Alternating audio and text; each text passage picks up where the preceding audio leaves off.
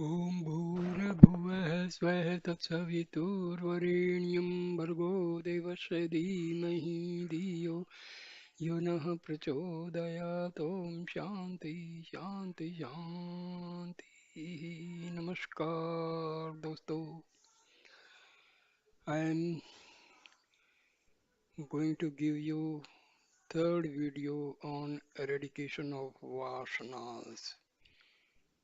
Bhagwan Sri Ramana Maharshi used to emphasize on the eradication of Vasanas because they are the biggest hurdles in the sadhanas for self-inquiry, self-realization and liberation. Now I start the third with the video with talk number 623. Sri Bhagavan said to another devotee that there are five states. Number one, sleep. Number two, before waking, a state free from thoughts. Number three, sense of happiness of that freedom from thoughts. Rasavada. Number three, sense of happiness of that freedom from thoughts. Rasavada. Number four, the internal moment of the vasanas. Akshaya. And fifth is complete waking with distraction. Vikshepa. The second of those should be made permanent. Talk number 625. Miss Marston, an English lady visitor. I have read Who Am I? While inquiring who the I is, I cannot hold it for any length of time. Secondly, I have no interest in the environment, but yet I have hopes that I shall find some interest in life. Maharshi, if there are no interest, it is good. The interpreter points out that the questioner hopes to find some interest in life. Maharshi, that means there are those vasanas. A dreamer dreams a dream. He sees the dream world with pleasures, pains, etc. But he wakes up and then loses all interest in the dream world. So it is with the waking world also. Just as the dream world being only a part of yourself and not different from you ceases to interest you, so also the present world would cease to interest you. If you awake from this waking dream, samsara, and realize that it is a part of yourself and not an objective reality, because you think that you are apart from the objects around you, you desire a thing. But if you understand that the thing was only a thought form, you would no longer desire it. All things are like bubbles on water. You are the water and the objects are the bubbles. They cannot exist apart from the water, but they are not quite the same as the water.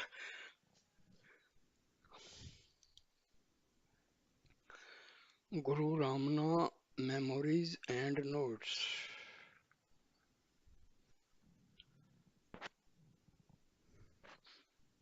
July 2, 1936. Cohen, should all Vasanas mental habits be completely overcome before self-realization takes place, or may some remain for self-realization to destroy? Bhagavan replies, Vasanas which do not obstruct self-realization remain. In Yoga Vasishtha, two classes of Vasanas are distinguished, those of enjoyment and those of bondage. The former the former remain even after mukti is attained, but the latter are destroyed by it.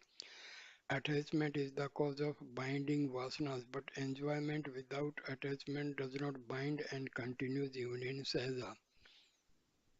Maharishi's Gospel.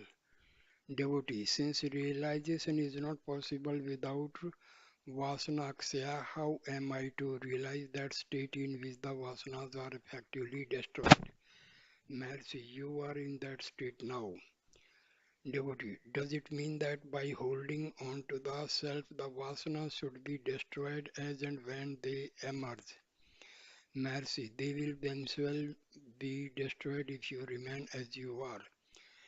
Devotee, What prevents the infinite, undifferentiated light of consciousness arising from the heart from revealing itself to the Ajnani? Maharshi. Just as water in the pot reflects the enormous sun within the narrow limits of the pot, even so the vasanas or latent tendencies of the mind of the individual acting as the reflecting medium catch the all-pervading infinite light of consciousness arising from the heart and present in the form of a aham and ahamvriti reflection.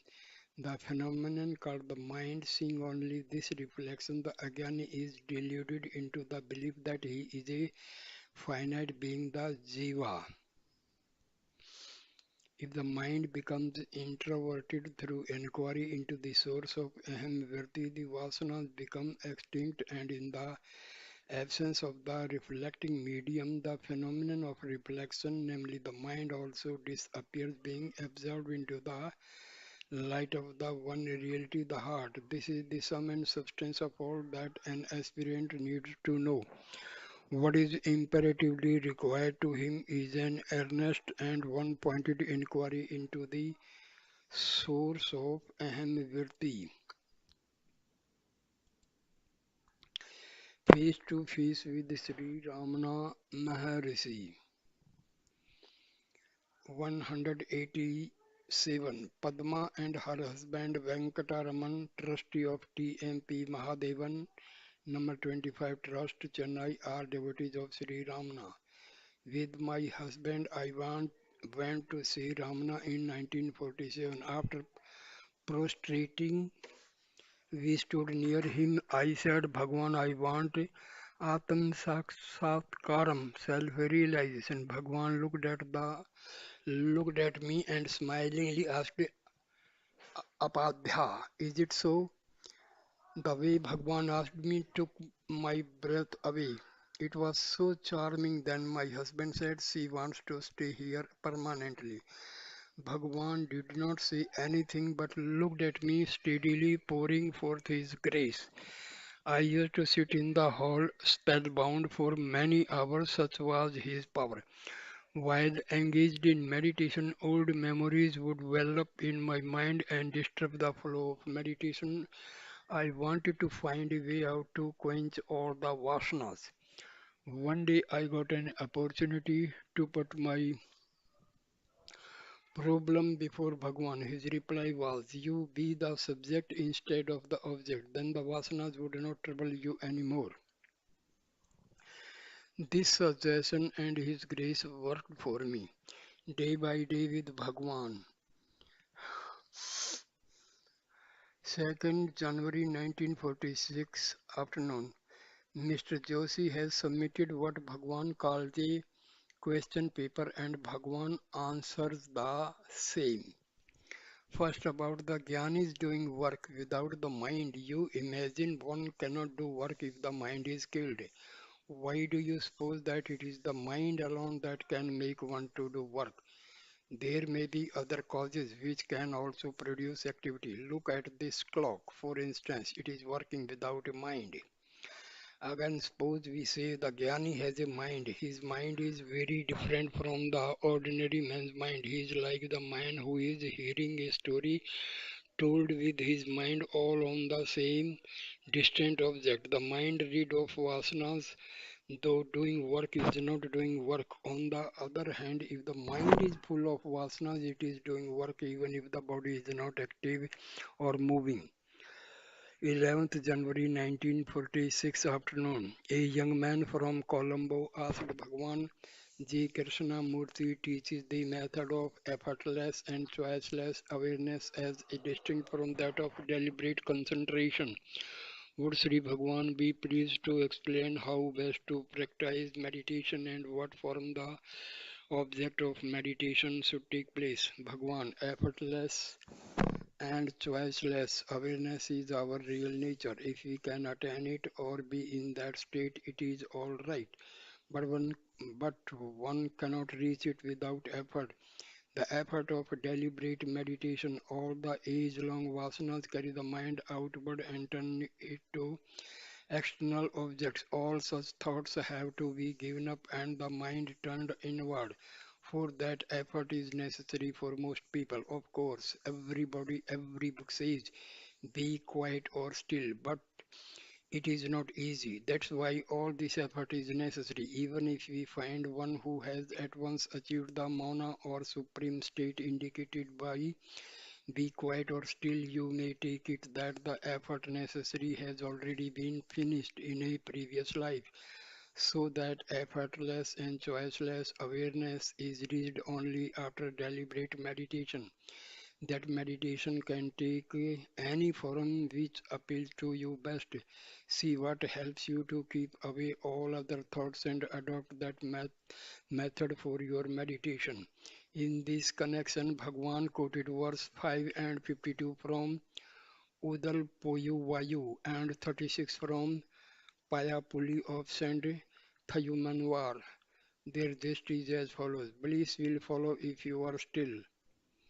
But however much you may tell your mind about this truth, the mind will not keep quiet. It is the mind that won't keep quiet. It is the mind which tells the mind, be quiet and you will attain bliss. Though all the scriptures have said it, though we hear about it every day from the great ones, and though even our Guru says it, we, ne- we never are quiet, but stray into the world of Maya and sense objects. That's why conscious, deliberate effort or meditation is required to attain that Mauna state or the state of being quiet. 29th January 1946 afternoon, the visitor said, I am Grihastha, still I want to practice Brahmacharya even with my wife, but I am not able to succeed. What should I do? Bhagwan replied, that is because of age-long Vasana. The Sankalpas are so powerful because they have existed so long, but they will go. 12 April 1946 afternoon. Question 4. What is the best way of dealing with desires with a view to getting rid of them? Satisfying them or suppressing them? Bhagwan. If a desire can be got rid of by satisfying it, there will be no harm in satisfying such a desire, but desires generally are not eradicated by satisfaction. Trying to root them out that way is like pouring spirits to quench fire. At the same time, the proper remedy is not forcible suppression, since such suppression is bound to reach sooner or later into the forceful surging up with undesirable consequences. The proper way to get rid of a desire is to find out who gets the desire, what is the source, what is its source. When this is found, the desire is rooted out and it will never again emerge or grow. Small desires, such as the desire to eat, drink, and sleep, and attend to calls of nature, though these may also be classed among desires you can safely satisfy, they will not implant vasanas in your mind, necessitating further birth. Those activities are just necessary to carry on life and are not likely to develop or leave behind vasanas or tendencies. As a general rule, therefore, there is no harm in satisfying a desire where the satisfaction will not lead to further desire by creating vasanas in the mind. 1st June 1946 afternoon. In the afternoon, Bhagwan explained in answer to Mr. H. C. Khanna of Kanpur, why should your occupation or duties in life interfere with your spiritual effort? For instance, there is a difference between your activities at home and in the office. In your office activities, you are detached, and so long as you do your duty, you do not care what happens or whether it results in gain or loss to the employer. But your duties at home are performed with attachment, and you are all the time anxious as to whether they will bring advantage or disadvantage to you and your family. But it is possible to perform all the activities of life with detachment and regard only the self as real. It is a it is wrong to suppose that if one is fixed in the self, one's duties in life will not be properly performed. It is like an actor. He dresses and acts and even feels the part he is playing. But he knows really that he is not that character but someone else in real life. In the same way, why should the body consciousness or the feeling I am the body disturb you? Once you know for certain that you are not the body but the self, nothing that the body does should seek you from abidance in the self. Such abidance will never interfere with the proper and effective discharge of whatever duties the body has, any more than the actor's being aware of his real stature in life interferes with his acting a part on the stage. You ask whether you can tell yourself I am not the body but the self. Of course, whenever you feel tempted to identify yourself with the body, as you may often have to owing to old vasanas, it may be help to remind yourself that you are not the body but the self. But you should not make such a repetition a mantram constantly saying I am not the body but the self.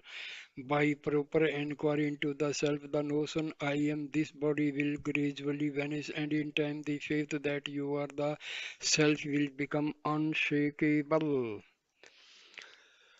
26th June 1946. A little later, he Khanna handed Bhagwan a piece of paper on which he had written something. After reading it, Bhagwan said, it is a complaint. He says, I have been coming to you, and this time I have remained nearly a month at your feet, and I find no improvement at all in my condition. My vasanas are as strong as ever. When I go back, my friends will laugh at me and ask what good my stay here has done me. Then turning to Khanna, Bhagwan said, why distress your mind by thinking that jnana has not come or that the vasanas have not disappeared? Don't give room for thoughts. In the last stanza of Sukavari by Tayun Mar, the saint says, much the same as is written on the paper, and Bhagwan made me, a Devraja Mudaliar, read the stanza and translate into English for the benefit of those who do not know Tamil. It goes, the mind mocks me, and though I tell you 10,000 times you are indifferent, so how am I to attain peace and bliss? Then I said to Khanna, you are not the only one who complains to Bhagwan like this. I have more than once complained in the same way, and I still do, for I find no improvement in myself. Khanna replied, it is not only that I find no improvement, but I think I have grown worse. The vasanas are stronger now. I can't understand it. Bhagwan again quoted the last three stanzas of Mandala Thin of Thayunmar, where the mind is coached as the most generous and disinterested of givers to go back to its birthplace or source and thus give the devotee peace and bliss. And he asked me to read out a translation of it that I once made. The collected works of Sri Ramana Maharshi, Self-Inquiry 12. Devotee, is self-experience possible for the mind whose nature is constant change? Maharshi, since Sattva Guna, the constituent of Prakriti which makes for purity, intelligence, etc., is the nature of mind, and since the mind is pure and undefiled like ether, what is called mind in truth of the nature of knowledge. When it stays in that natural, that is pure state, it has not even the name mind. It is only the erroneous knowledge which mistakes one for another, that is called mind. What was originally the pure sattva mind of the nature of pure knowledge forgets its knowledge nature on account of nescience, gets transferred into the world under the influence of tamoguna, that is the constituent of prakriti, which makes for dullness, inertness, etc. Being under the influence of rajoguna, that is the constituent of prakriti, which makes for activity, passions, etc. imagines I am the body, etc. The world is real. It requires the consequent merit and demerit through attachment, aversion, etc. and through the residual impressions, vasanas thereof attains birth and death. But the mind which has got rid of its defilement, sin, through action without attachment performed in many past lives, listens to the teaching of scripture from a true guru, reflects on its meaning and meditates in order to gain the natural state of the mental mode of the form of the self, that is, of the form I am Brahma, which is the result of the continued contemplation of Brahma. Thus will be removed the mind's transformation into the world in the aspect of tamoguna and its roving wherein the aspect of rajoguna. When this removal takes place, the mind becomes subtle and unmoving. It is only by the mind that is impure and is under the influence of rajas and tamas that reality, that is the self which is very subtle and unchanging, cannot be experienced, just as a piece of fine silk cloth cannot be stitched with a heavy crowbar, or as the details of subtle objects cannot be distinguished by the light of a lamp flame that flickers in the wind. But in the pure mind that has been rendered subtle and unmoving by the meditation described above, the self-bliss, the Brahma, will become manifest. As without mind there cannot be experience, it is possible for the purified mind endowed with the extremely subtle mode virtue to experience the self-bliss by remaining in that form, that is the form of Brahma. Then that one's self is of nature Brahma will be clearly experienced. Self-inquiry 13. Devotee. When there is activity in regard to works, we are neither the agents of those works nor their enjoyers. The activities of three instruments, that is the mind, speech, and body, could we remain unattached, thinking thus. Maharshi, after the mind has been made to stay in the self, which is its deity, and has been rendered indifferent to empirical matters because it does not stray away from the self, how can the mind think as mentioned above? Do not such thoughts constitute bondage? When such thoughts are arise due to residual impressions, vasanas, one should restrain the mind from flowing that way, endeavor to retain it in the self state and make it turn indifferent to empirical matter. One should not give room in the mind for such thoughts as is this good or is that good? Can this be done or can that be done? One should be vigilant even before such thoughts arise and make the mind stay in its native state. If any little room is given, such a disturbed mind will do harm to us while posing as our friend, like the foe appearing to be a friend, it will topple us down. Is it not because one forgets one's self that such thoughts arise and cause more and more evil? While it is true that to think through discrimination, I do not do anything, all actions are performed by the instruments, is a means to prevent the mind from flowing along thought vasanas, does it not follow that only if the mind flows along thought vasanas, that it must be restrained through discrimination as stated before? Can the mind that remains in the self state think as I and as I behave empirically thus and thus? In all manner of ways possible, one should endeavor gradually not to forget one's true self, that is good. If that is accomplished, all will be accomplished. The mind should not be directed to any other matter. Even though one may perform like a mad person the actions that are the result of prarabdha karma, one should retain the mind in the self state without letting the thought I do arise. Have not countless bhaktas, devotees, performed their numerous empirical functions with an attitude of indifference? Spiritual instruction 26. Devotee, just as the sage's past karma is the cause of his present activities, will not the impressions vasanas caused by his present activities adhere to him in future? Maharshi, only one who is free from all the latent tendencies vasanas is a sage. That being so, how can the tendencies of karma affect him who is entirely unattached to activity? Devika Lotra Devika Lotara 68. One must engage unfailingly in yoga, the practice of self-abidance in all conditions without allowing any special event to affect one adversely. If due to doubts, delusion arises in the form of attraction to worship in holy places and temples on account of past practices and vasanas, reject it immediately. Atambodha 37.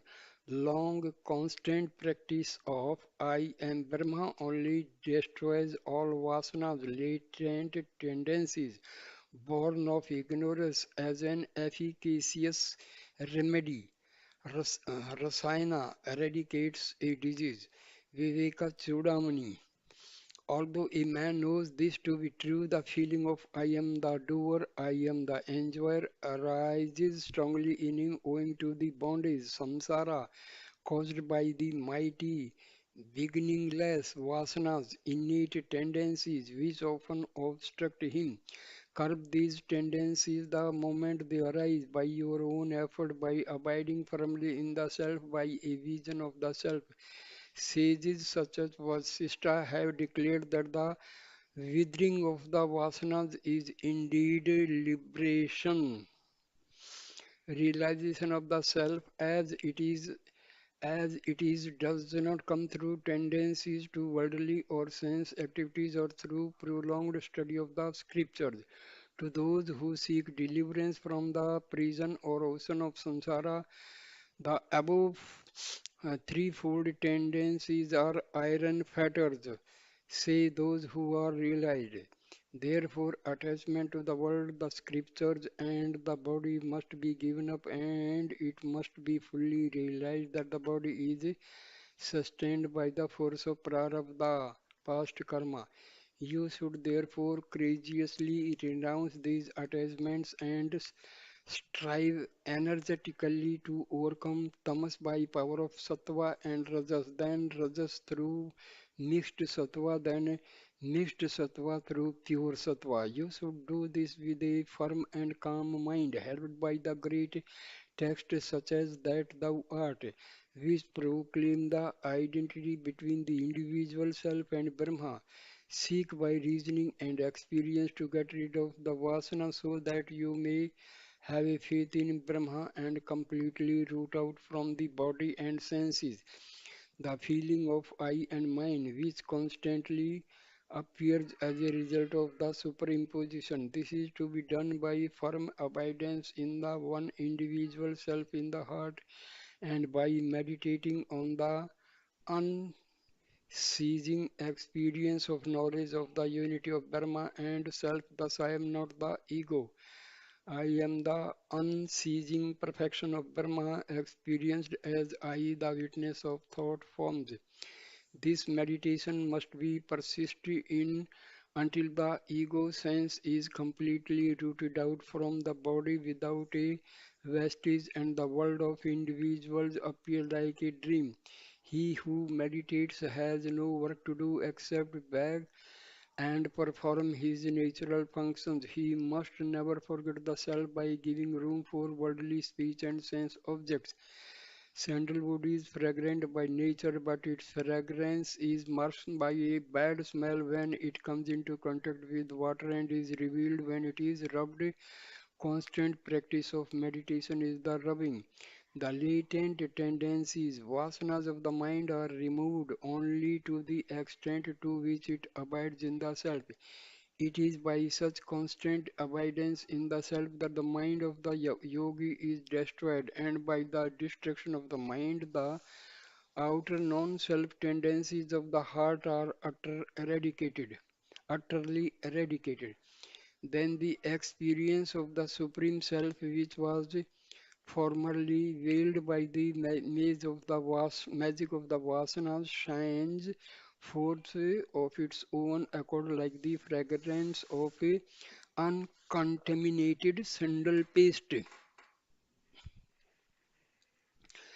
All forms of creation and imagination appearing as you, I, this, etc., are a result of the impurity of the intellect. They seem to exist in the absolute, attributeless Supreme Self, but in the state of absorption, samadhi, and experience of Brahma, they cease to exist. Also, the self seems to be divisible owing to differences in the vehicles. But if these are removed, it shines single and complete.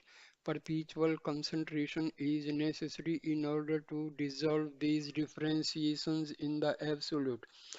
The wasp's grub that renounces all activity and meditates constantly upon the wasp becomes a wasp, and in the same way, the soul that longs for Brahma with one pointed meditation becomes the Supreme Self through the power of its meditation and perpetual abidance in Brahma in the absolute stillness.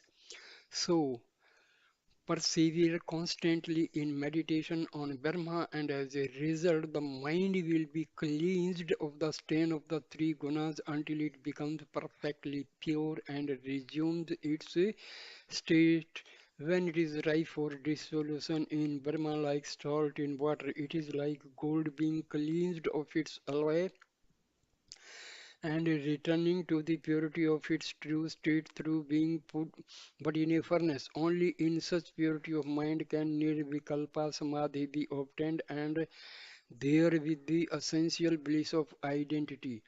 Through this samadhi, all the knots of the vasanas are loosened and all past karmas destroyed, so that the light of the self is experienced without effort, inwardly and outwardly, and at all places and times.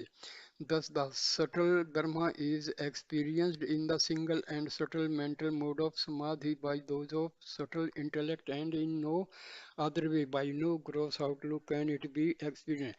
Similarly, the sage who has inner and outer senses controlled in solitude and equanimity obtains experience of the all-pervading self through perpetual concentration, and thus getting rid of all mental creations caused by the darkness of ignorance becomes actionless and without attributes, and remains eternally in the bliss of Brahma himself. Only he is liberated from the bondage of samsara, who having obtained nirvikalpa samadhi perceives the mind, senses and objects, the ears and sounds, etc. to inhere in the self, and not he who speaks only from theoretical wisdom. Brahma can be clearly experienced without any barrier only through nirvikalpa samadhi, for apart from that mental mode always fluctuates leading from one thought to another. Therefore control the senses and mind and abide firmly in the self. Utterly destroy the darkness of ignorance and its causes through experience of the one self, and abide ever as the self. Reflects on the truth heard is 100 times more potent than hearing it, and abiding in it 100,000 times more potent than reflection on it. What limit then can there be to potency obtained through nirvikalpa samadhi? Drigdrishya viveka, buddhi, as the sum total of the inner organs in contact with the reflected consciousness, has two aspects. One is called egoity and the other mind. This contact of the buddhi with the reflected consciousness is like the identity of a red hot iron ball with fire. Hence, the gross body passes for a conscious entity. The contact establishing identity between the ego and the reflected consciousness is of three kinds. Number one, the identification of the ego with the reflected consciousness is natural or innate. Second, the identification of the ego with the body is due to past karma.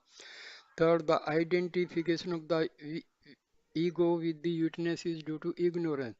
The natural or innate contact continues as long as the buddhi, but on realization of the self, it proves to be false. The third mentioned contact is broken when it is discovered by experience that there is no sort of contact of anything at all with the self which is being. The second mentioned contact that born of past karma ceases to exist on the destruction of the innate tendencies vasana. In the deep sleep state, when the body is inert, the ego is fully merged in the causal ignorance. The ego is half manifest in the dream state, and its being fully manifest is the waking state. It is the mode or modification of thought with its latent tendencies that creates the inner world of dreams in the dream state and the outer world in the waking state. The subtle body, which is the material cause of mind and ego, experiences the three states and also birth and death, the heart and the brain. 7. So the atom-like vasanas in the heart are made gross by the lens of the brain, go out through the eyes, mouth and nose and so on, that is through the five senses, and appear in space as wonderful pictures of many kinds. So these are the vasanas which are the biggest hurdle in the sadhanas for self-realization and liberation. So, my dear friends, here ends the complete theory and all description of vasanas, how they affect, how they can be eradicated.